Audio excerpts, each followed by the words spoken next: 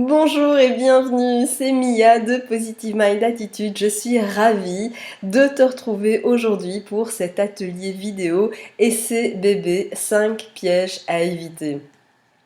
Pour que tu puisses bénéficier d'un maximum de conseils, parce que tu vas voir, je vais te donner énormément de conseils pour t'aider à avancer sereinement vers bébé.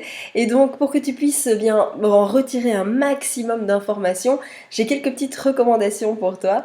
La première recommandation que je voudrais te faire, eh bien, c'est bien sûr de penser à te désaltérer, donc de prévoir un verre d'eau et de le prévoir près de toi de manière à ce que tu puisses bénéficier de tous les conseils et ne rien rater. Je t'invite aussi bien sûr à te couper de toutes les sources de distraction possibles comme Facebook, Messenger, ton portable, etc. Mets-le sur silencieux, mets-le sur vibreur. Tu auras l'occasion d'écouter les messages par la suite, bien évidemment. Et enfin, surtout, pense à prendre de quoi prendre des notes. Alors, tu as reçu un carnet de notes, un support. Je t'invite bien sûr à l'imprimer. Et si c'est pas fait, peu importe, c'est pas très grave. Ce que je t'invite surtout à faire, c'est en tout cas à prendre des notes de ce que tu vas pouvoir entendre là maintenant, même si c'est sur une simple feuille de papier, ça marche aussi. J'ai quelqu'un que je connais qui dit qu'il vaut mieux avoir le crayon le plus court du monde plutôt que la mémoire la plus longue du monde. Et je t'assure que vraiment sur ce point-là, je le rejoins à du 300%. C'est vraiment important de pouvoir prendre des notes parce que voilà, le fait de pouvoir te relire, eh bien, je suis sûre qu'il y a des concepts qui vont de nouveau émerger et tu verras à quel point c'est important. Alors, bien sûr, j'ai prévu de répondre à quelques questions qui me sont posées à la fin de cet atelier. Donc voilà, je suis sûre que toi aussi, tu pourras avoir la réponse à tes questions. Alors, qu'est-ce qu'on va voir ensemble pendant cet atelier? Eh bien, plein de choses. On va voir d'abord les leçons que vous pouvez tirer de mon parcours, et bien tout simplement pour t'éviter à toi de faire les mêmes erreurs que celles que moi j'ai pu commettre. Bien sûr, on verra le premier piège qui est ce que j'appelle le piège du quotidien. Ça, c'est le premier piège. Le deuxième sera celui des émotions. Le troisième sera celui du couple, le quatrième celui de la projection, et c'est pas des moindres, et le cinquième, alors ça c'est typique, c'est le piège de l'Occident. Je t'expliquerai pourquoi tout à l'heure j'ai appelé ce piège-là de cette manière-là, mais tu verras que ça te concerne particulièrement. Alors voilà pour les 5 pièges qu'on va voir ensemble aujourd'hui, et ce n'est pas tout, bien sûr je t'expliquerai comment tu as la possibilité de doubler tes chances de réussite pour tes essais bébés. Voilà, alors j'espère que tu es prête, hein, parce que je t'assure que j'ai vraiment prévu énormément de choses pour toi. Donc j'espère que tu as pris le temps de bien t'installer et que tu as été chercher de quoi prendre des notes, parce que voilà, de nouveau, comme je le disais, tu vas pouvoir repartir avec un maximum d'informations pour t'aider à avancer. Alors d'abord, je voudrais m'assurer évidemment que cet atelier est bel et bien pour toi. Alors cet atelier, il est pour toi, que tu sois suivi médicalement ou non, à partir du moment où tout te rappelle en permanence les essais bébés, que ce soit à travers une publicité à la télé pour des Pampers, que ce soit tout simplement une femme enceinte que tu as croisée dans la rue, tout te rappelle en permanence que tu essayes d'avoir un enfant et que tu n'y arrives pas. Si bien sûr le temps te paraît incroyablement long depuis que tu es en essai bébé, que cette attente a des conséquences négatives dans ta vie. Alors, les conséquences négatives, elles sont sur toi, ça c'est une évidence, mais pas exclusivement. Ce que j'entends par là, c'est que bien sûr, le fait de ne pas réussir à avoir d'enfant, ça a des conséquences au niveau de ton couple, ça a des conséquences au niveau de ta vie sociale, parce que je suis certaine qu'il y a des amis que tu ne vois plus, ou en tout cas beaucoup moins aujourd'hui, parce que peut-être que eux, entre-temps, ont réussi à avoir un enfant. Ça a bien sûr aussi des conséquences au niveau professionnel. C'est pas toujours évident de concilier un parcours en PMA et une vie professionnelle, parce que voilà, il y a énormément de choses, il y a des examens, il y a pas mal d'absences, il faut évidemment systématiquement demander l'accord de son patron, de son responsable pour s'absenter, concilier ses horaires avec celui des équipes avec lesquelles on travaille, enfin voilà. J'imagine que pour toi, aujourd'hui, c'est quelque chose qui peut être compliqué, donc ça montre à quel point, finalement, l'infertilité, elle ne concerne pas que toi au sens propre, c'est-à-dire qu'elle a des répercussions finalement dans tous tes domaines de vie, pas uniquement que sur ta personne. Donc ça montre à quel point l'infertilité est un vrai sujet, un vrai problème. Et bien sûr, cet atelier est est aussi pour toi si le désir d'enfant, si l'envie d'enfant se transforme en véritable obsession. Si tu y penses matin, midi et soir ou presque, alors je te rassure, c'est normal et ça on y reviendra tout à l'heure, mais voilà, si vraiment pour toi c'est quelque chose, c'est une chose à laquelle tu penses quasiment toute la journée. Et cet atelier est pour toi si tu aimerais vivre bien plus sereinement cette période, croire à nouveau en cette possible future maternité, savoir surtout quoi faire pour augmenter tes chances de réussite et bien sûr savoir comment préparer ta future maternité. Alors si tu ne me connais pas encore, eh bien j'avais quand même à cœur de pouvoir me présenter, savoir finalement qui je suis moi pour me retrouver devant toi aujourd'hui à te donner quelques conseils. Eh bien si tu ne me connais pas encore, donc je m'appelle Mia Fievé, je suis thérapeute spécialisée en fertilité, je suis également coach certifié. Je suis la créatrice du site internet www.positive Mind Attitude et de la méthode IM. Alors PMA, Positive Mind Attitude. L'idée c'est évidemment de réussir à retrouver du positif dans toutes les épreuves qu'on traverse quand on vit l'infertilité. L'infertilité, ben, c'est un sujet que je connais bien puisque moi aussi je suis passée par là. J'ai connu l'infertilité pendant plus de 4 ans et demi. Alors 4 ans et demi, long, pas long, je te laisse te faire ta propre réflexion là-dessus. Ça, c'est une période qui peut paraître très longue et en même temps, c'est une période qui peut également paraître très courte. Voilà, j'accompagne pas mal de femmes qui viennent me voir alors qu'elles ont déjà des antécédents de 5, 6, 7, 10 ans parfois d'essais bébés sans succès. Et donc voilà, le délai est bien court, long, ça c'est à toi de voir. Je suis atteinte d'une forme d'endométriose qui s'appelle de l'adénomiose et je souffre également du syndrome des ovaires polykystiques. Alors le syndrome des ovaires polykystiques a priori n'empêche pas de tomber enceinte, sauf que malheureusement ça réduit fortement les probabilités d'une grossesse puisque dans ce cas-là on a des cycles complètement irréguliers et avec des délais à rallonge. Et donc là où une femme normalement constituée aura 12 tentatives sur une année, et bien une femme qui souffre du syndrome des ovaires polykystiques n'aura peut-être que 6, 7, 8 chances maximum de tomber enceinte sur la même année, sur la même période. Donc voilà. Je suis donc moi aussi passée par la PMA, j'ai fait deux fécondations in vitro. J'ai fait 2 fécondations in vitro, dont une qui a donné une hyperstimulation. Et donc ça a eu pour conséquence de m'obliger à rester alitée pendant plus de 3 semaines. Et donc là aussi, la PMA n'est pas sans risque, n'est pas sans conséquence. Même si voilà, évidemment, ça m'a permis de devenir maman, puisque je suis aujourd'hui l'heureuse maman d'un petit garçon. Il faut surtout pas sous-estimer les effets de la PMA, comme je l'ai fait en tout cas. Et bien sûr, eh bien, j'ai eu envie, une fois devenue maman, eh bien, de mettre mon expérience professionnelle et personnelle eh bien, au service de celles qui vivent exactement le parcours que ce que moi j'ai vécu pour tout simplement éviter de commettre les mêmes erreurs et s'assurer d'avancer dans la bonne direction tout en doublant ses chances de réussite. Donc voilà un petit peu mon parcours, voilà qui je suis. Ce que tu ne sais peut-être pas encore, eh bien, c'est que je suis rédactrice pour un magazine qui s'appelle Positive et qui est distribué gratuitement dans tous les centres PMA en France. Alors, peut-être que c'est ton cas, que tu n'habites pas en France, ou même si tu habites en France et que tu n'as pas eu l'occasion eh bien, de feuilleter ce magazine, voire même de le prendre, puisqu'il est distribué gratuitement, eh bien, j'ai une bonne nouvelle pour toi.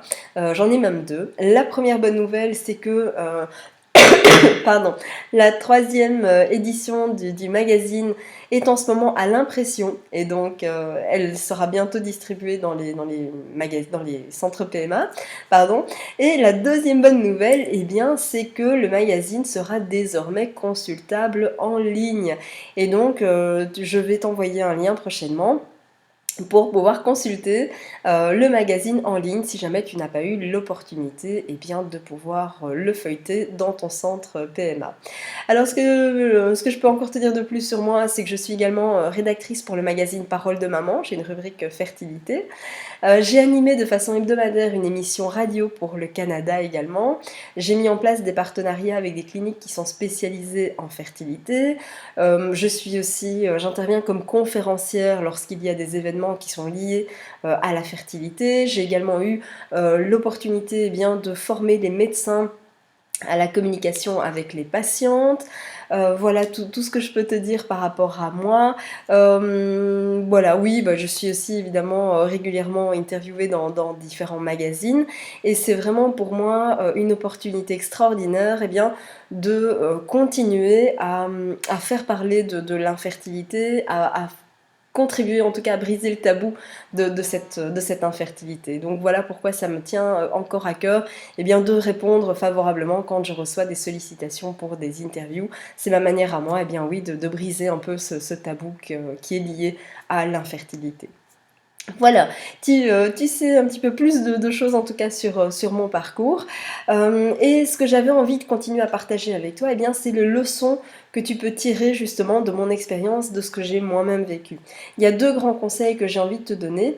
Le premier de ces conseils, c'est de savoir s'écouter. Savoir s'écouter, ça peut te paraître bizarre, mais on est dans une société qui ne favorise pas forcément l'écoute de ces signaux, en tout cas corporels, émotionnels. Le premier conseil que j'ai envie de te donner, c'est celui-là. C'est justement de réapprendre à être à l'écoute de ce que ton corps t'envoie. Il y a parfois une grande différence entre ce qu'on ressent et ce qu'on a envie de faire. Je te donne un exemple, c'est que j'accompagne beaucoup de femmes qui viennent me voir parce que justement, leur mental leur dit qu'elles ont tellement envie d'être maman qu'il faut y arriver par la porte ou par la fenêtre. Et donc, on enchaîne les essais à répétition, et j'en ai vraiment beaucoup. Et qui, en parallèle, reçoivent tout un tas de signaux de leur corps qui leur dit qu'il est épuisé et que c'est juste pas le moment et qu'elles ont besoin d'une petite pause. Quand je parle de pause, c'est pas forcément 6 mois ou 1 an, parfois c'est juste une pause de quelques semaines. Mais je sais qu'il y a un grand paradoxe entre ce qu'on veut vraiment et évidemment ce que le corps peut manifester. Et donc savoir s'écouter, c'est aussi une des clés du parcours, c'est vraiment important. Et bien sûr, prendre le temps d'accueillir une émotion.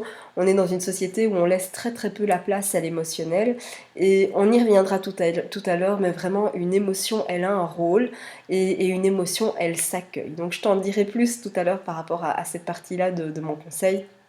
Mais sache déjà que c'est important de prendre le temps finalement simplement d'accueillir son émotion.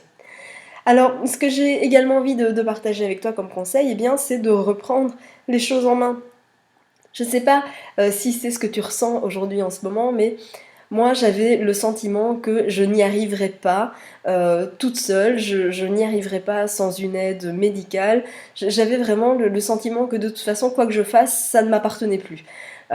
C'est très étrange à dire, c'est peut-être très bizarre, mais c'est pourtant la réalité. Et donc ce que j'ai envie de te dire, c'est qu'il faut absolument agir pour ne plus subir. Tu subis déjà énormément de choses dans ton parcours, que ce soit évidemment les délais, les examens, les traitements, toute cette partie-là, subir aussi les remarques maladroites de l'entourage. Enfin, il y a énormément de choses qu'on subit. Et donc mon conseil, c'est d'arrêter de subir justement en redevenant actrice de ton projet de maternité. Et je vais aussi te donner des conseils tout au long de cet atelier pour te permettre de le faire, pour te permettre de redevenir actrice de ton projet. Alors, la première conclusion que j'ai envie de tirer justement de ce parcours, c'est de te dire qu'avant de savoir précisément quoi faire, il faut surtout commencer déjà par savoir tout ce qu'il ne faut pas faire. Ça peut paraître bizarre dit comme ça, mais quand on se pose la question de savoir ce qu'on peut faire, quelque part c'est bien, on fait un pas en avant, c'est génial, c'est un pas en avant. Sauf que, à côté de ça, comme on ne s'est pas forcément posé la question de savoir ce qu'il fallait arrêter de faire ou qu'est-ce qu'on pouvait modifier dans ses habitudes quotidiennes, le fait de ne pas se poser ces questions-là, finalement ça fait que si on a fait déjà un premier pas en avant, on en fait en parallèle 2 en arrière. Et donc au final, on n'avance toujours pas plus que ça. Et donc c'est ça aussi que tu as le sentiment de perdre ton temps. Et donc vraiment, je t'invite à garder cette phrase en tête et de te dire, avant de savoir quoi faire, commence déjà par savoir tout ce qu'il ne faut pas faire. Ça c'est vraiment vraiment très très très important. Donc voilà pour mon parcours. Bien sûr, peut-être que toi, tu te poses des questions, peut-être que tu te demandes en ce moment s'il y a des choses que tu ne dois pas faire ou arrêter de faire ou changer. Et c'était mon cas. Et j'ai envie de partager ça avec toi parce que finalement, moi je me suis rendu compte que je ne me posais pas du tout les bonnes questions quand j'en avais besoin. Je te donne un simple exemple, c'est que Ça m'arrivait fréquemment, par exemple, de me poser la question, quand on partait en vacances, de me dire « Ah oui, mais attention, parce qu'alors à cette période-là, je serais peut-être enceinte. » Et donc du coup, s'il y avait des activités peut-être sportives que j'avais envie de faire pendant mes vacances, bah du coup, je m'empêchais de les faire. Et j'ai juste envie de te dire « Ok, ça c'est une semaine sur une année d'essai. » Et au-delà de se poser cette question-là, c'est bien hein, de se la poser, la question n'est pas là, mais c'est de se dire, ok, en parallèle à cette question-là, il faudrait peut-être savoir ce qu'on peut faire au quotidien pour augmenter ses chances. Et ça, c'était une question que je ne me posais pas, et malheureusement, je suis aussi convaincue qu'aujourd'hui, tu ne te poses pas les bonnes questions, et c'est parfaitement normal, parce que personne ne t'apprend à te poser ces bonnes questions par rapport à tes essais bébés. Et donc c'est aussi l'objectif de cet atelier vidéo, c'est vraiment de te permettre de trouver les réponses à tes questions. Euh, donc voilà, alors si c'est le cas, eh bien sache que je suis ravie de pouvoir te dispenser ces conseils. Et donc on va maintenant rentrer dans le vif du sujet parce que c'est l'objectif de cet atelier, c'est de te donner 5 pièges que tu dois absolument éviter pour optimiser tes chances de succès. Alors le premier piège, eh bien c'est celui qu'on appelle le piège du quotidien. Alors c'est quoi le piège du quotidien? Ça fait en fait tout simplement référence au stress. Alors le stress, c'est bien le premier piège, donc c'est de laisser le stress t'envahir. Alors, je vais revenir 2 petites minutes sur cette notion de stress, parce que le stress n'est pas toujours négatif, ceci dit, hein. Oui, il y a un stress qui est positif, ça existe, mais malheureusement tu ne le connais pas dans ce cadre-là, dans ce contexte, je vais dire d'essai bébé ou même de PMA. Pourquoi? Parce que le stress, évidemment, te fait rentrer dans un cercle vicieux, dans une espèce de spirale. Et en fait, il faut savoir que le stress, il a une fonction. La fonction du stress, eh bien, elle est simple, c'est de t'aider à mobiliser tes ressources nécessaires pour faire face à un événement qui est exceptionnel. Et c'est là où il y a toute une nuance qui est vraiment plus que primordiale, c'est que on est sur un caractère exceptionnel. Sauf qu'aujourd'hui, ton niveau de stress, que ce soit lié à tes essais bébés, que ce soit lié à ton quotidien, à ta vie personnelle, professionnelle, etc., fait que ton niveau de stress aujourd'hui, il devient permanent. Et c'est là qu'il y a un réel danger. Ça, c'est vraiment le facteur premier qu'il faut garder en tête. Alors, tu vas me dire, oui, mais chaque femme est différente et j'ai une amie qui est hyper stressée et elle est tombée enceinte en claquant des doigts. Je suis parfaitement d'accord avec toi et tu as tout à fait raison, chaque femme réagit de manière complètement différente.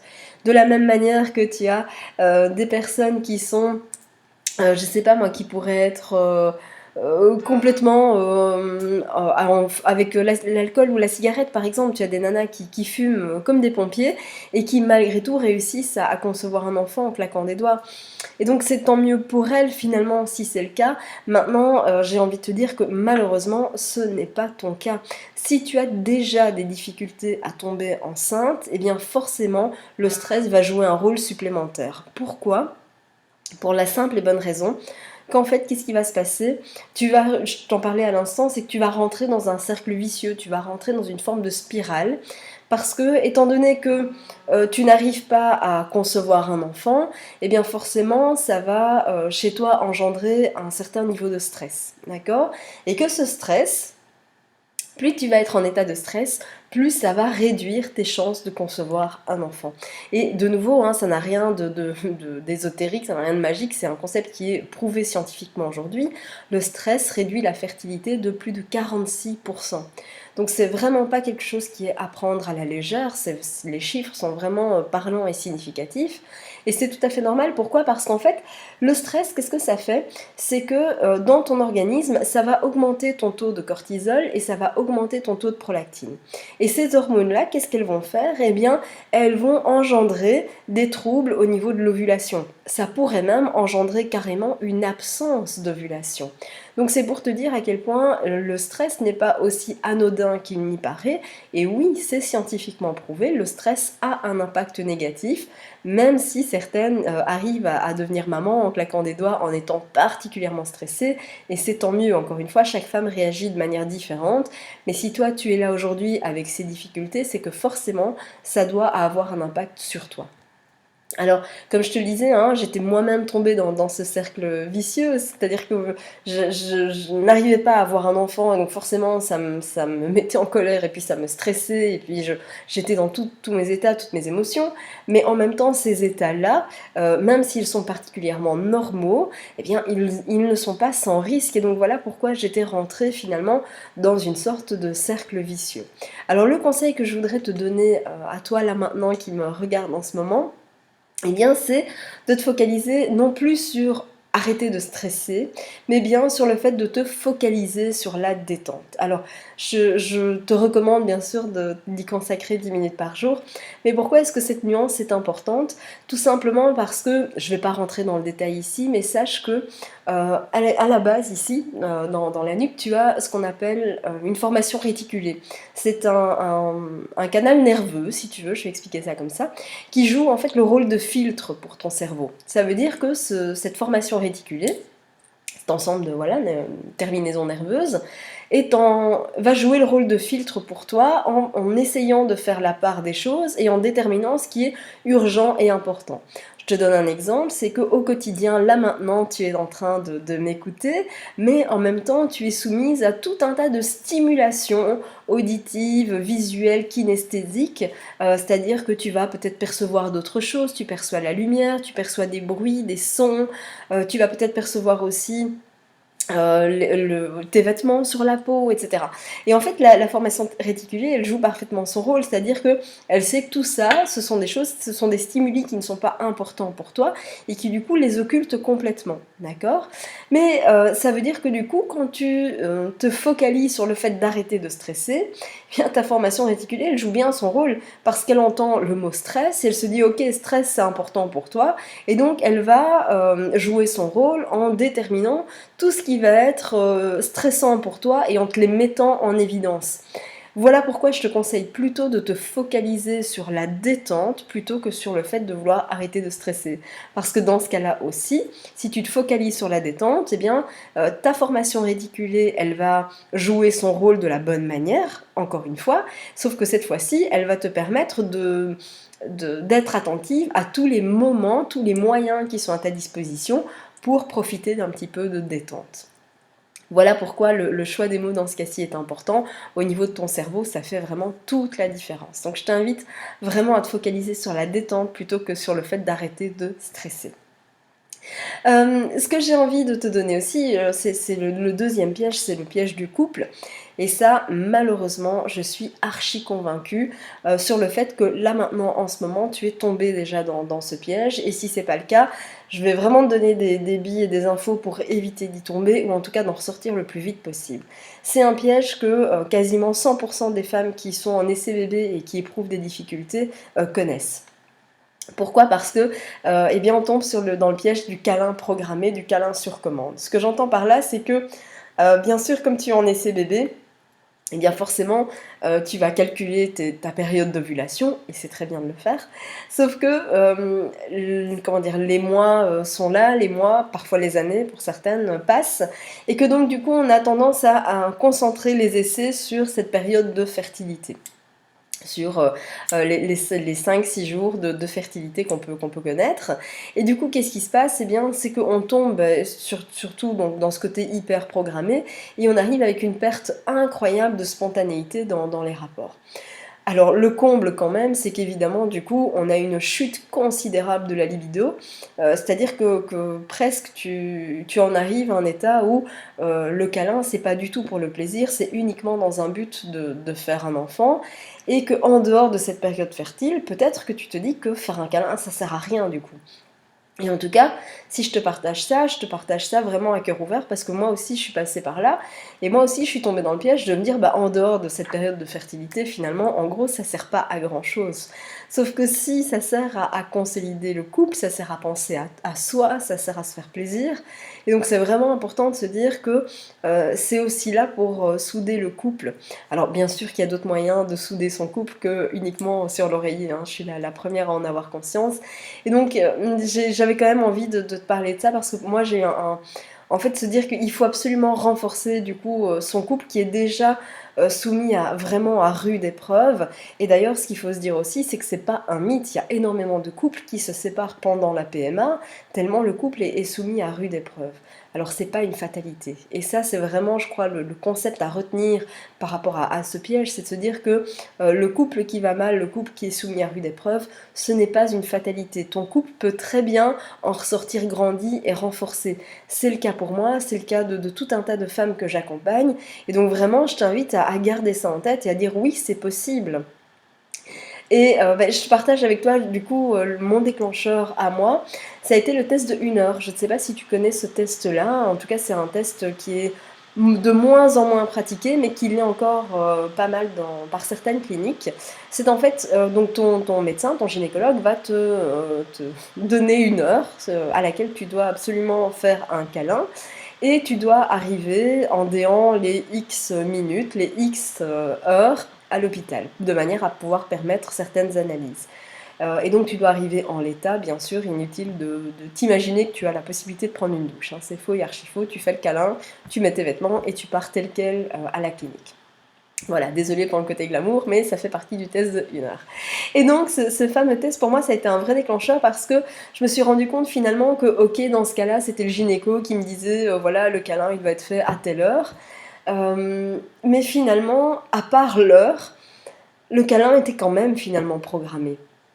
C'est-à-dire que voilà, je savais que pendant la période fertile, il fallait le faire autant de fois, etc. Mais que finalement, au-delà du programme, le cœur n'y était absolument pas, n'y était plus en tout cas. Et donc j'ai vraiment envie d'attirer ton attention là-dessus et te dire qu'il faut absolument multiplier les petites attentions au quotidien parce que ton couple, ça doit rester la priorité. L'enfant, c'est pas l'enfant qui construit le couple, c'est le couple qui va construire l'enfant. L'enfant, il va découler de ton couple. Et donc c'est vraiment important de remettre ton couple au centre de tes priorités. Et c'est l'enfant qui va découler de cette relation-là, d'accord? Alors je sais que ça peut paraître simple, ça peut paraître peut-être, comment dire, oui, basique, de se dire oui, il faut entretenir son couple, il faut entretenir la flamme, mais ça l'est d'autant plus vrai, ça l'est évidemment pour tous les couples, à partir du moment où on accumule aussi les mois et les années, mais ça l'est d'autant plus à partir du moment où notre couple est tellement malmené, confronté à des épreuves compliquées. Manifester quelques petites attentions, un compliment, un geste, n'importe quoi, c'est vraiment primordial justement pour protéger ton couple. Alors le piège numéro 3, eh bien c'est le piège de la projection. Alors piège de la projection, peut-être que tu te demandes où je veux en venir, tu n'y vois peut-être pas très très clair. Alors je t'explique. Le piège de la projection, c'est quoi? C'est tout simplement de vivre dans l'angoisse du futur. Et ça, je suis sûre que tu es en plein dedans. Pourquoi? Parce que je l'ai été moi-même aussi et que toutes celles que j'accompagne sont passées par là à 100%. C'est-à-dire qu'à un moment donné, je suis sûre que tu t'es au moins dit une fois que ça marchera jamais, que jamais tu réussiras à être maman. Et c'est parfaitement normal hein, d'avoir ce ressenti-là, d'éprouver cette émotion-là. Pourquoi? Parce que on est dans une conception traditionnelle très linéaire finalement de la ligne du temps. On est dans un côté où on a le passé, le présent, le futur, c'est linéaire. Et du coup, ça a certaines conséquences parce que forcément, si t'as pas réussi à avoir d'enfant dans le passé, aujourd'hui tu n'y arrives toujours pas. Et donc pour toi, inconsciemment, la conséquence logique, c'est que dans le futur, ça marchera pas non plus. Sauf que c'est faux et archi faux. Ce qui est important pour toi de savoir et de te rappeler en tout cas, c'est que ce futur-là, il n'existe pas encore. Et surtout que le futur, ton futur, il va se créer aujourd'hui. Il est en train de se créer là maintenant. Tu es toi aujourd'hui la somme de tes décisions et de tes actions que tu as prises pendant ces 5 dernières années par exemple. Ta situation actuelle, ton conjoint, ta vie professionnelle, tout ce que tu as dans ta vie aujourd'hui, eh bien c'est le résultat d'au minimum tes X dernières années de décisions et d'actions. Mais ça veut dire aussi que dans le futur, ce sera pareil, tu seras toi et ton environnement, tu seras la somme de toutes les actions et de toutes les décisions que tu vas prendre aujourd'hui en ce moment. Et donc le futur, c'est aujourd'hui qui se prépare. Et donc moi, comme toi, hein, je me projetais vraiment dans un futur qui était identique au passé. Et c'est pour ça que j'ai envie de te donner 2 conseils. Le premier conseil que j'ai envie de te donner, je t'ai déjà parlé de la notion d'agir pour ne plus subir et donc de redevenir actrice de ton projet. Eh bien c'est pareil ici. Là j'ai envie de te partager une méthode qui s'appelle la méthode des petits pas. La méthode des petits pas, c'est simple, c'est de te dire chaque jour, aujourd'hui, qu'est-ce que je peux faire pour augmenter mes chances de réussite? Ça n'a l'air de rien comme question, ça a l'air totalement simpliste, et pourtant c'est loin d'être le cas. Je te donne un exemple. Si je prends par exemple la consommation de soda. La consommation de soda, aujourd'hui, et ça de nouveau, hein, personne n'en parle, ou en tout cas trop peu de médecins sensibilisent par rapport à ça, c'est prouvé aujourd'hui que la consommation de soda dans le cadre d'un parcours de fécondation in vitro réduit les chances de réussite de 12%. Je ne sais pas si tu imagines, 12% de moins par soda. Donc pose-toi la question, aujourd'hui, qu'est-ce que je peux faire pour augmenter mes chances de réussite? Et si le fait de t'abstenir de consommer un soda peut te permettre d'augmenter tes chances, eh bien fais-le. Alors de nouveau, l'idée c'est de ne pas supprimer peut-être du jour au lendemain tout, mais d'avancer par petits pas et de te dire ok, quel petit pas j'ai envie de faire aujourd'hui, parce que c'est justement la somme de tous ces petits pas qui va faire la différence. Et donc avance par petits pas, un pas à la fois pour augmenter tes chances. Ça, c'est le premier conseil. Ensuite, ce que j'ai envie de te donner comme conseil, eh bien, c'est de te parler de cette notion de verticalité du temps. C'est quoi la verticalité du temps? Eh bien, comme je te le disais, on a été habitué depuis très jeune à concevoir le temps comme quelque chose de très linéaire et où on a finalement le hier, aujourd'hui, demain. Eh bien, j'ai envie de te conseiller d'inverser cette tendance et de redresser finalement ce temps en une ligne verticale et surtout avec des événements entre guillemets un peu comme isolés les uns des autres. Je te donne un exemple pour mieux comprendre. Imagine que tu as ton portable, tu fais je ne sais pas quoi, une machine, tu es dans ton garage, enfin peu importe, tu fais quelque chose et tu laisses ton portable à un endroit complètement inhabituel. Tu me suis jusque-là, je suis sûre que ça t'est déjà arrivé. Et puis tu arrives dans ton salon, dans ta cuisine, tu cherches ton portable et là, panique, angoisse, tu l'as perdu. Comme tu es sorti faire des courses juste avant, eh bien tu t'imagines que tu l'as laissé là-bas, qu'il est tombé par terre, etc. Tu vois un petit peu où je veux en venir, que ce soit ton portable ou autre chose, peu importe, je suis sûre que tu as déjà vécu une situation où tu imagines avoir perdu quelque chose alors que c'était pas forcément le cas. Et donc là, qu'est-ce qui se passe au moment où tu crois avoir perdu ton portable? Je prends l'exemple du portable. Je suis sûre et certaine qu'en une fois, tu as quelque chose comme ça à l'intérieur qui se passe. Tu as peut-être une bouffée de chaleur, les jambes qui tremblent.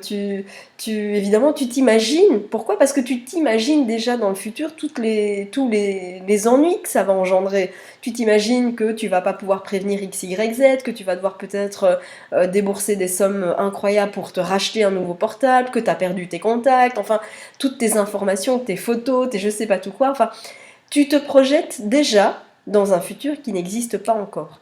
Et cette projection-là, qu'est-ce qu'elle a? Eh bien, elle a des conséquences là, maintenant, aujourd'hui, sur ton état émotionnel, bien sûr, mais cet état émotionnel, il a déjà des conséquences au niveau physique, puisque tu ressens déjà peut-être des chaleurs, tu as peut-être les jambes qui tremblent, une augmentation de ton rythme cardiaque, les mains, peut-être les mains qui tremblent, etc., etc. Et donc, tu vois à quel point finalement, c'est plus que important de te rendre compte que ce piège de la projection dans un futur qui n'existe pas encore, eh bien, n'est pas sans conséquence, et je vais t'en dire plus justement dans les slides qui vont suivre pour t'expliquer à quel point c'est important. D'accord? Et donc, je te recommande vraiment de travailler sur la verticalité du temps, c'est-à-dire en te focalisant finalement uniquement sur « Ok, j'ai perdu mon portable. Qu'est-ce que je peux faire pour le retrouver? Où est-ce que j'étais la dernière fois que je me suis vue ?» et ainsi de suite. De manière à avoir un focus sur l'instant présent.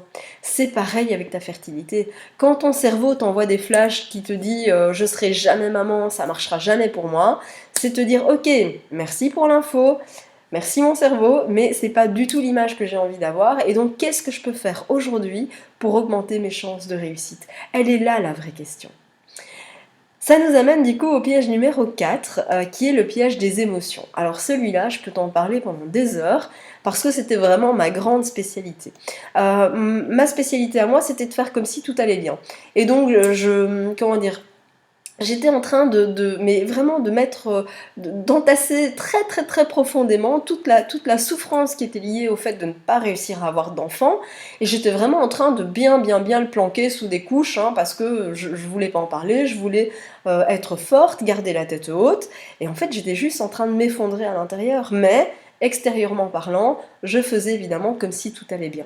Et c'est pour ça que j'aime beaucoup cette illustration, cette image, parce qu'on ne se laisse pas le droit finalement de ne pas aller bien, on ne se laisse pas le droit d'accueillir une émotion. Or, ce que tu dois savoir, c'est qu'en fait, c'est au centre de ton cerveau, tu as l'hypothalamus, et c'est l'hypothalamus précisément qui va être en charge de la gestion de tes émotions et de tes hormones. Alors, inutile de te dire que si tu es déjà suivi médicalement, que si tu es déjà en PMA, eh bien, tu es évidemment soumise à de fortes stimulations hormonales, et donc c'est particulièrement normal que ton état émotionnel joue les montagnes russes. C'est parfaitement normal que tu connaisses cet ascenseur émotionnel où 7 minutes ci tout va bien, et puis la minute d'après ça va plus du tout. Tu passes du rire aux larmes, de l'espoir au désespoir, enfin, tout ça c'est parfaitement normal, c'est lié à ces stimulations hormonales, d'accord? Donc ça c'est important aussi de le savoir, et je trouve aussi que c'est un côté rassurant de savoir que c'est parfaitement normal. Maintenant, bien sûr, ça ne veut pas dire qu'il faut que ça reste comme ça, parce que ce n'est pas sans conséquence. Ce qu'il faut te dire, c'est que l'émotion, c'est un message. L'émotion, elle s'accueille, elle ne se gère pas. Et ça, c'est quelque chose que j'entends énormément. Je suis très souvent contactée par des femmes qui veulent se faire accompagner et qui me disent j'ai besoin de gérer mes émotions. Alors non, s'il y a bien quelque chose dont tu n'as pas besoin, c'est de gérer tes émotions. Tu n'es pas un robot. C'est justement ce qui nous distingue des robots et de l'intelligence artificielle, c'est d'éprouver une émotion. Et dis-toi que si tu éprouves une émotion en ce moment même, c'est que ton corps t'envoie un message, c'est que ton cerveau t'envoie un message, et que tu as simplement besoin de pouvoir le décoder. Et il est là le secret. Et donc ce que j'ai envie de te donner comme conseil, eh bien c'est d'avoir un carnet à portée de main et de noter toutes les émotions que tu ressens sur une journée, sur une semaine, et de pouvoir justement en découvrir le sens, de noter peut-être le déclencheur. Qu'est-ce qui fait que tu as ressenti cette émotion-là aujourd'hui? Imaginons que tu aies ressenti de la colère, de la frustration, de la jalousie, de je sais pas quoi. Eh bien, tu ressens ça parce que quel a été le déclencheur? C'est peut-être que tu as appris une annonce de grossesse, c'est peut-être que tu as croisé simplement une femme enceinte dans la rue, c'est peut-être tout simplement ça. Mais qu'est-ce que ça va te permettre de faire? Déjà, c'est d'en comprendre le sens, d'identifier les déclencheurs, mais aussi et surtout de libérer ton cerveau des émotions négatives. Et de cette manière-là, c'est une des façons de réduire ton taux de cortisol et donc ton niveau de stress, et donc d'augmenter tes chances de réussite. Donc c'est vraiment un conseil que je t'invite à appliquer à la lettre, parce que les effets sont vraiment très très très bénéfiques. Le piège numéro 5, c'est le piège de l'Occident. Alors observe bien l'image qui est d'illustration. C'est une image qui me tenait à cœur, et c'est pour ça que j'ai choisi cette image pour illustrer ce principe-là, parce que c'est typique. Si tu observes l'image, c'est bien sûr un mannequin du secteur de la distribution, un mannequin pour vêtements, sur lequel il y a effectivement que le corps et pas la tête. Et c'est vraiment une grande tendance justement en Occident. C'est-à-dire qu'on a l'impression parfois que le corps et l'esprit fonctionnent complètement séparément, et c'est malheureusement ce que je constate encore beaucoup trop souvent de la part de l'univers médical. Pas de tous les médecins, heureusement, mais malheureusement encore une trop grande partie. C'est-à-dire que en fait, ces médecins sont finalement doués pour nous faire croire que le corps et l'esprit fonctionnent séparément.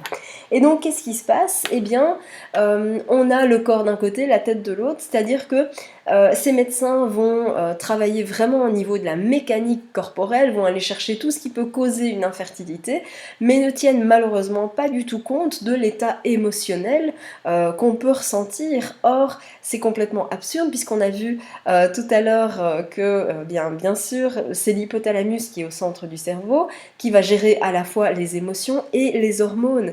Et donc, c'est scientifiquement prouvé aujourd'hui, mais malheureusement, c'est pas encore mis en application partout, en tout cas dans toutes les cliniques et par tous les hôpitaux. Et donc, c'est pour ça que j'avais envie de reparler de ce piège-là. Et si j'en parle de nouveau, c'est en connaissance de cause, puisque en bonne cartésienne, pendant très longtemps, j'ai complètement sous-estimé cette partie-là, et je ne me disais pas que c'était prouvé, et pourtant c'est particulièrement logique. Et je vais t'en faire la démonstration encore une fois, même si je t'ai déjà parlé de l'hypothalamus. Je vais aller plus loin dans mes explications. Si je prends l'exemple du cœur, eh bien le cœur il est responsable de l'afflux sanguin dans tout ton organisme, et donc y compris dans ton utérus. Qu'est-ce qui se passe par exemple quand tu as peur? Tu pourrais avoir une modification de ton rythme cardiaque et donc forcément une modification de l'afflux sanguin dans l'ensemble de ton organisme, mais aussi au niveau de ton utérus. Et donc, qu'est-ce que l'émotion, alors si je reprends l'émotion de peur, qu'est-ce qu'elle va avoir comme impact? Eh bien, c'est qu'elle va engendrer du coup une augmentation du taux de cortisol, qui est l'hormone de stress. L'hormone de stress, on l'a vu tout à l'heure, qu'est-ce que ça a comme impact? C'est de réduire, ou en tout cas, donc de réduire l'ovulation, voire même en tout cas d'engendrer parfois carrément une absence d'ovulation. Donc ça te montre à quel point finalement tout est lié, il n'y a pas... comment dire, c'est tout un mécanisme complexe, il suffit parfois d'un petit grain de sable pour bloquer tout un mécanisme, et non, on n'a pas, comme à l'image de ce mannequin, le corps d'un côté, la tête de l'autre, contrairement à ce que l'univers médical continue encore à nous faire croire. Alors, j'ai pas dit, bien sûr, qu'il ne fallait pas se préoccuper du corps, hein, loin de là. Et c'est aujourd'hui, heureusement, quelque chose que la médecine fait de manière extraordinaire. On arrive quand même à faire des choses qui sont incroyables aujourd'hui, et c'est tant mieux. Mais ça ne veut pas dire pour autant que même si on est suivi médicalement, même si c'est ton cas aujourd'hui, même si tu es suivi médicalement, ça ne veut pas dire que tu dois complètement délaisser ton état émotionnel. Bien au contraire, les deux vont de pair, et c'est vraiment ça qu'il faut garder en tête. De la même manière qu'un état de déprime équivaut par exemple à un taux hormonal de sérotonine qui est bas, et ça de nouveau, eh bien, ça a été démontré scientifiquement, ça réduit la fertilité de 38%. Donc c'est pas anodin, et les deux, l'un ne va pas sans l'autre. On appelle ça aussi l'index de computation, alors c'est un chouette nom à replacer en société si tu veux faire genre, mais c'est juste pour te dire à quel point les deux sont liés, et contrairement à ce qu'on croit, l'un ne va pas sans l'autre, et il est grandement temps d'avoir une approche qui est holistique, c'est-à-dire une approche qui prend les deux dimensions en compte, c'est-à-dire une approche physique et une approche émotionnelle. C'est pas l'un ou l'autre, c'est et, d'accord? Ça, c'est vraiment très important. Et donc de comprendre que tout chamboulement émotionnel va bien sûr avoir un impact sur ton organisme, et donc par conséquent sur ta fertilité. D'accord? Ça, c'est vraiment très important de comprendre ça. Alors, c'est d'ailleurs ce qui a aidé Elena à devenir maman. Elena, c'est une jeune femme que j'ai accompagnée et qui a en fait compris que le corps et l'esprit fonctionnaient ensemble, et que l'un avait bien sûr un impact sur l'autre. C'est aussi ce qui lui a permis de changer certaines de ses habitudes quotidiennes et de comprendre quels étaient les signaux envoyés par son corps, d'être plus à l'écoute du coup de ces signaux-là, et de pouvoir les décoder enfin, et d'avancer du coup dans la bonne direction sans s'épuiser. Alors jusqu'à présent, on a vu quand même beaucoup d'infos, et donc je voulais faire avec toi un petit récapitulatif pour m'assurer que tu suis bien encore et que tu as bien retenu toutes les informations. On a vu donc que le stress peut vraiment avoir un impact très négatif sur tes hormones. On a vu également que ton couple doit rester une priorité. C'est ton couple la priorité, et l'enfant découle de ton couple et pas l'inverse. Donc vraiment, ça c'est une notion très très très importante. Que le futur, il se construit maintenant, il se construit aujourd'hui. Et donc on a vu la méthode des petits pas et la notion de verticalité du temps. On a vu également que l'émotion est un message, et qu'une émotion, elle s'accueille, elle ne se gère pas. Bien sûr, on a vu tout récemment que le corps et le mental sont étroitement liés. Oui, j'espère que c'est toujours ok pour toi et que tu me suis. Et donc, je voulais te poser une question, et je voulais savoir si tu étais d'accord avec moi pour dire que jusqu'à maintenant, eh bien, peut-être que tu as appris, ou même en tout cas redécouvert des informations qui te seront utiles pour la suite de ton parcours. Peut-être qu'il y avait des choses que tu savais déjà, mais que les revoir peut-être d'une autre manière ou dans un autre contexte, associé à d'autres notions, eh bien, ça t'a permis de remettre certaines choses en place, et ça va te permettre du coup d'avancer dans la bonne direction. Alors imagine maintenant à quoi ressemblerait la suite de ton parcours si tu pouvais être accompagnée, comprise, soutenue, en sachant bien sûr ce que tu dois faire et ce qu'il faut surtout éviter de faire, et bien sûr en étant certaine d'avancer dans la bonne direction, un pas après l'autre. Alors si tu es ici avec moi, C'est parce que tu es peut-être très souvent en stress, ou même de façon occasionnelle, que tes émotions sont fortes et qu'elles sont en tout cas très difficiles à gérer, pour reprendre cette expression, que c'est toute ta vie qui trinque, que ce soit toi, au niveau de toi, de ta confiance, de l'estime, de l'image que tu peux avoir de toi, de ton corps, mais aussi de ton couple, de ta vie sociale, que tu t'isoles, que tu as des difficultés à concilier tes essais bébés, la PMA et peut-être ta vie professionnelle. Mais si tu es avec moi, c'est aussi peut-être parce que tu te sens parfois déprimée et en colère, ou en tout cas que tu te sens impuissante. Et je te rassure par rapport à ça, c'est que tout ce que tu peux ressentir, c'est parfaitement normal. Donc ça, c'est important pour toi de le garder en tête, c'est normal. Parce que donner la vie, c'est la chose la plus naturelle qui soit, et qu'en fait, quand on regarde par rapport à la pyramide des besoins, hein, si je reprends la pyramide de Maslow, eh bien, le besoin de donner la vie, le besoin de reproduction, ça fait partie des besoins fondamentaux, des besoins primaires, c'est aussi vital que de boire ou de manger. Donc ça te donne vraiment l'importance de ce besoin, et donc il est vraiment important de ne pas le sous-estimer. Et donc moi aussi, c'est ce que je te disais, j'ai vécu la même chose, et j'en étais même à dire que je ne me sentais pas complète, je ne me sentais pas aboutie en tant que femme, parce que je n'arrivais pas à donner la vie, et que je refoulais mes émotions, hein. Je te disais, j'étais vraiment douée pour pouvoir enfuir mes émotions sous un tas de couches, je fais semblant d'aller bien, et que finalement ça me bouffait de l'intérieur, ça me détruisait à petit feu, et d'abord je ne m'en rendais pas compte, et puis surtout j'avais pas envie de m'en rendre compte. Et donc voilà, c'est important de te dire que moi aussi je suis passée par là, je connais tout ce que tu peux ressentir aujourd'hui, je l'ai ressenti moi aussi. Et donc si tu es ici avec moi, c'est aussi que tu aimerais bien sûr avancer sereinement vers bébé, que tu aimerais retrouver de la confiance, de la motivation, ne plus avoir enfin le sentiment de perdre ton temps, et que tu as envie de retrouver de la légèreté, d'être plus sereine, plus positive, et tout simplement d'être à nouveau heureuse.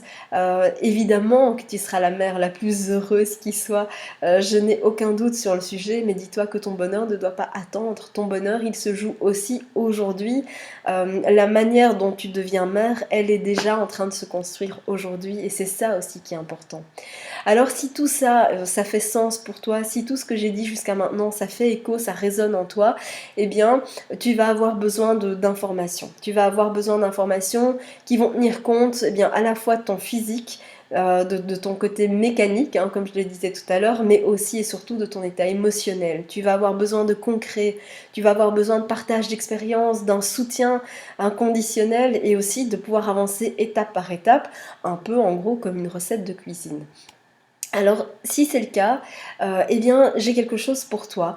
C'est la méthode IM. C'est un programme d'accompagnement particulièrement complet que j'ai mis en place. Et eh bien, Virginie m'a laissé un témoignage. J'avais envie de te le lire parce que peut-être qu'il fera sens aussi pour toi. Elle me dit: Bonjour Mia, je t'écris aujourd'hui pour t'annoncer que j'ai eu mon bébé en novembre dernier, et je peux te dire que ton programme m'a énormément aidée. Je suis maman d'un garçon que j'ai eu très facilement. Nous avons ensuite essayé d'avoir un deuxième enfant, et après 6 mois d'essai, je tombe enceinte. Malheureusement, je fais une fausse couche, et viendront ensuite 4 années de galère, 9 mois de chlomide, 5 mois d'injection, sans résultat malgré des doses de cheval et une orientation vers la PMA. Je crois avoir tout essayé pendant ces années, sophrologie, hypnose, acupuncture, EMDR, mais toujours pas de bébé à l'horizon. Pas de résultat, toutes ces consultations pour rien, un fric fou dépensé, je me sens mal, pourquoi est-ce que ça ne marche pas? Et puis, au gré de mes recherches sur internet, je tombe sur ton site, que je lis et relis sans arriver à me décider. Est-ce que ta méthode marche vraiment? Est-ce que c'est du marketing pur et simple?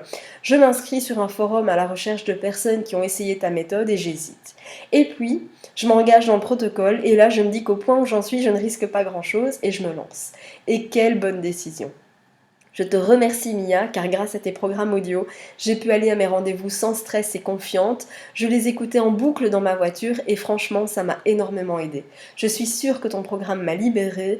La première partie m'a énormément servi, sans parler de la séance d'hypnose qui fut totalement libératrice pour moi, j'en suis sûre. La fille va marcher du premier coup, et tout s'est très bien passé. Je voulais te remercier, car je sais que je n'y serais pas arrivée sans ton aide. Alors, la méthode IM, c'est quoi ? C'est une méthode qui se base sur de récentes études scientifiques, sur des principes de médecine traditionnelle chinoise, sur des principes issus de la PNL, c'est la programmation neuro-linguistique, et des neurosciences. Alors la méthode IM, elle comporte 3 modules qui ont une chronologie bien spécifique, un guide pour t'accompagner pas à pas et un carnet de bord pour te permettre de faire les exercices, parce que lire ça ne suffit pas, il y a des exercices. Il y a bien sûr des vidéos, des documents PDF que tu peux télécharger, il y a des audios et il y a des cadeaux, je t'en parlerai dans quelques minutes, reste bien à l'écoute. Alors surtout aussi, ce que tu dois garder en tête, c'est que cette méthode, elle te permet d'être 100% actrice. Et c'est-à-dire que tu n'as pas besoin non plus de te déplacer, de prendre des rendez-vous, de poser un xème jour de congé, d'avoir des délais d'attente incroyables, pas du tout. Cette méthode, elle a vraiment été faite pour toi, pour te faciliter la vie dans tous ces aspects. Et donc le premier module, eh bien, c'est un module qui a trait aux émotions et qui te permet de les accueillir et de prendre soin de toi. Et donc, tu vas y trouver bien sûr de précieux conseils pour arrêter d'être submergé par ces émotions, de découvrir quel est le message caché de ces émotions et de dire stop à ce sentiment de culpabilité que peut-être tu ressens aujourd'hui. Donc ça va te permettre d'être en accord avec ce que tu ressens et surtout de ne plus te laisser submerger par tes émotions au mauvais moment. Ça c'est voilà, c'est typique, hein, on est en présence d'autres personnes et puis on est submergé par ces émotions, on n'arrive plus à les gérer ou à les contrôler comme j'entends souvent. Et donc ce qui est important pour toi, c'est de savoir que cette étape-là, elle va vraiment être libératrice, surtout si tu fais partie de celles qui culpabilisent de ne pas réussir à porter la vie. Le deuxième module, eh bien, va te permettre de reprendre les rênes, de redevenir actrice, d'agir, de ne plus subir, de découvrir un éventuel blocage au niveau de l'inconscient. Hein. J'insiste bien fort là-dessus, c'est au niveau de l'inconscient. Et donc on va voir comment on peut lever ce blocage, quelles sont les méthodes douces qui existent et surtout comment trouver celle qui te convient. Et ce module va vraiment t'aider donc à reprendre le contrôle, à passer à l'action et en agissant de façon efficace, en arrêtant de te disperser et surtout en arrêtant de perdre ton temps. Donc ça, on va vraiment mettre un focus sur les solutions et on va faire en sorte de rétablir l'équilibre qui est nécessaire à la mise en route d'une grossesse. Le troisième module, eh bien, c'est de retrouver la confiance et la sérénité pour augmenter tes chances et surtout aussi préserver ton couple et t'amener à pouvoir mieux affronter les remarques maladroites qui sont formulées par ton entourage, par exemple, qui bien sûr augmente ton niveau de stress de façon considérable. Et donc ce module-là, il va vraiment te permettre de te sentir à nouveau sereine, à l'aise avec toi-même et bien sûr de retrouver une vie sociale aussi très agréable. Alors, imagine maintenant à quoi ressemblerait ton quotidien si tu avais de quoi être accompagné quotidiennement, si tu avais ce qu'il te faut pour accueillir tes émotions et les décoder, et bien sûr avoir des conseils pratiques qui te permettent d'augmenter tes chances à chacune de tes étapes, à chacune des étapes de ton parcours. Imagine à quoi ça ressemblerait ton quotidien si tu avais tout ça. Alors peut-être que tu te demandes combien ça vaut, et avant de te répondre, j'ai juste envie de te poser une question, c'est de savoir, est-ce qu'il t'est déjà arrivé d'avoir envie d'avoir envie de tout laisser tomber, de te dire j'y arriverai jamais, zut, j'envoie tout valser parce qu'il n'y a rien qui marche. Est-ce que ça t'est déjà arrivé ça? Est-ce que ça t'est déjà arrivé de t'imaginer, d'avoir envie de quitter ton conjoint, eh bien pour lui permettre d'avoir une chance d'avoir des enfants avec une autre? Je ne sais pas si ça t'est déjà arrivé. En tout cas, ce que je peux te dire, c'est que moi, ça m'est arrivé. Moi, je me suis plusieurs fois surprise à me poser la question et à me dire, mais finalement, si je le quittais, au moins lui pourrait avoir des enfants. Il y en aurait au moins un ou deux qui y arriveraient dans cette histoire. C'est pour te dire jusqu'où ça va dans ces moments-là. Et bien sûr, et ça je suis sûre que ça t'arrive encore maintenant, est-ce que ça t'arrive d'avoir le sentiment de perdre un temps précieux là en ce moment? Est-ce que ça t'arrive? Alors, pour répondre à ta question, si on devait avoir une consultation privée ensemble, eh bien, à raison d'une dizaine de séances de 80 euros la séance, on serait déjà à plus de 800 euros et je ne compte bien sûr pas le temps de déplacement et je ne compte pas bien sûr non plus les délais d'attente, etc. Bien sûr, cette séance durerait, en tout cas ce serait 10 séances, l'équivalent d'une dizaine de séances, et à l'issue de ces 10 séances, eh bien malheureusement, comme pour toutes les consultations thérapeutiques, il n'y a aucun support. Ça veut dire que tu n'auras pas la possibilité de continuer le travail une fois que tu arrives à la maison. Et donc, c'est dans cette optique-là que j'ai construit la méthode IM. Et donc, la méthode IM, eh bien, elle te revient aujourd'hui Et j'ouvre donc les inscriptions maintenant et je t'en dirai plus pourquoi l'ouverture des inscriptions maintenant, parce qu'il y a vraiment des bonus très particuliers. Et donc l'ouverture des inscriptions elle est faite, elle est maintenant via un lien qui va s'afficher et que je vais remettre en annexe de cette vidéo. Tu as la possibilité de doubler tes chances de réussite pour seulement 3 fois 67 €, c'est-à-dire l'équivalent, eh bien c'est simple, l'équivalent de 3 mois de couche bébé ou d'un café par jour. Un café par jour qui, ceci dit, peut nuire à tes chances de réussite pour tes essais bébés. Donc c'est vraiment pour te dire à quel point j'ai voulu rendre cette méthode IM la plus accessible possible à tout le monde. C'est l'équivalent de 3 mois de couche ou d'un café par jour, c'est tout. Alors, pour y accéder, eh bien voilà le lien qui s'affiche, tu peux le recopier et le copier dans ton navigateur, et je te le remettrai bien sûr en lien d'accès direct. Alors, c'est pas tout, hein.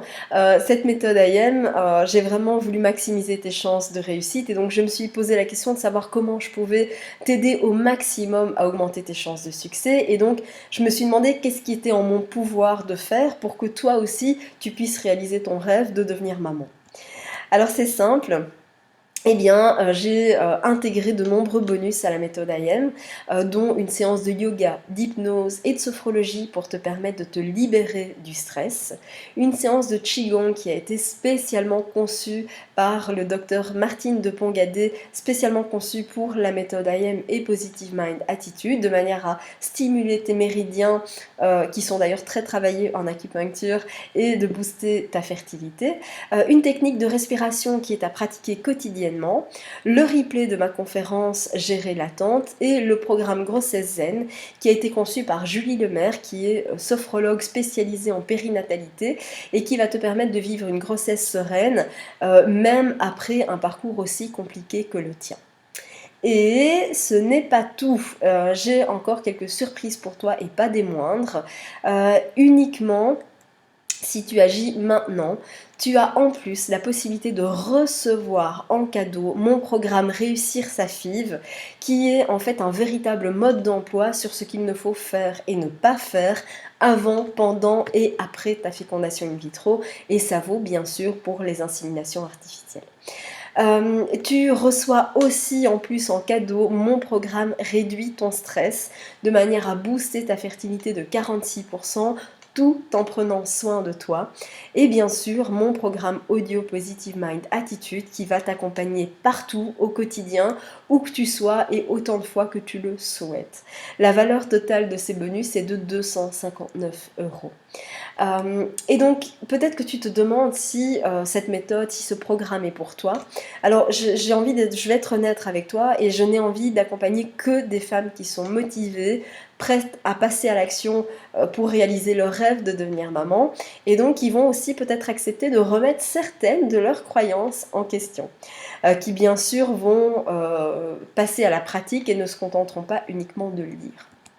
Alors, comment savoir si c'est pour toi? Eh bien, j'ai juste envie de te poser la question de savoir qu'est-ce que tu ressens au fond de toi. Est-ce que tu as envie d'être accompagné? Si c'est le cas, le lien s'affiche, et de nouveau, tu peux cliquer sur le lien qui est en annexe de cette présentation, et pose-toi vraiment la question de savoir au fond de toi qu'est-ce que tu veux. Est-ce que ce dont je t'ai parlé jusqu'à présent, est-ce que tu te reconnais dans mes propos? Est-ce que ça fait sens chez toi? Et si c'est le cas, alors tu as ta réponse.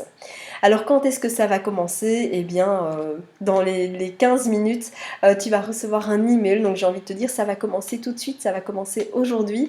Tu vas recevoir tes codes d'accès, tu vas accéder à une plateforme qui est entièrement sécurisée et qui te permettra d'accéder à tes supports 24 heures sur 24 et 7 jours sur 7.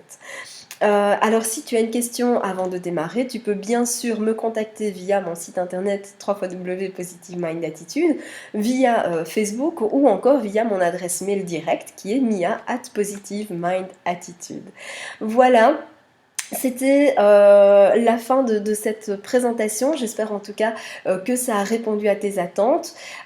J'ai encore une question qui m'a été posée, c'est de savoir justement quel est le rythme que je dois, quel est en tout cas le temps que je dois consacrer à la méthode. Eh bien, j'ai envie de te dire le temps que tu veux y consacrer. La méthode, elle est faite pour être à ton propre rythme, à toi.